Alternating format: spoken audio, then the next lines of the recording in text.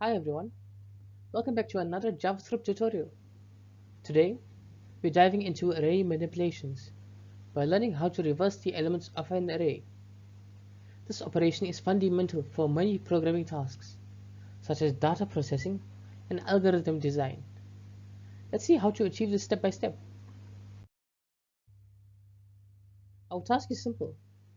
Take an array of integers and return a new array with its elements in reverse order. For example, 5, 4, 3 becomes 3, 4, and 5.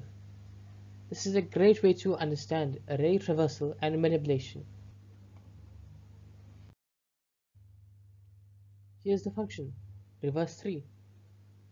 It uses the map method to create a new array by iterating over each element.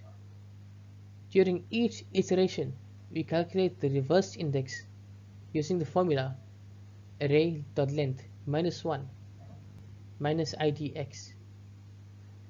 This logic ensures that the last element becomes the first, and so on.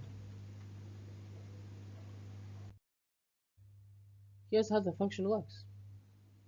First, we use map to iterate over the array.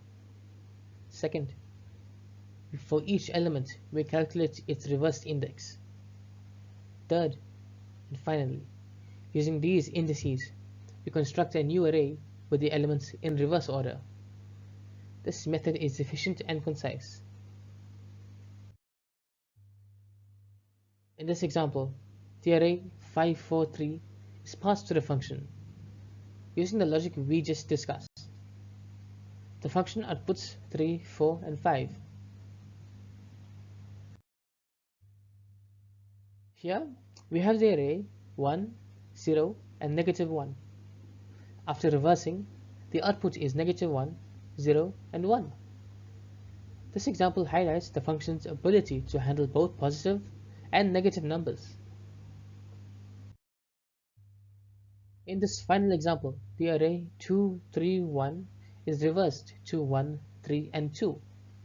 As you can see, the function consistently works for arrays of length 3. Here is the ES6 version of the function. By using an arrow function, we have simplified the code further while retaining its functionality. The modern syntax is ideal for concise and elegant solutions. To summarize, the reverse3 function is a simple yet effective way to reverse arrays in JavaScript.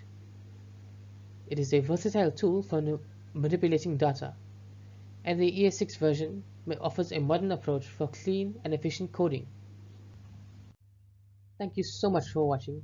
If you enjoyed this tutorial, please like, share, and subscribe for more JavaScript videos. I will see you in the next one.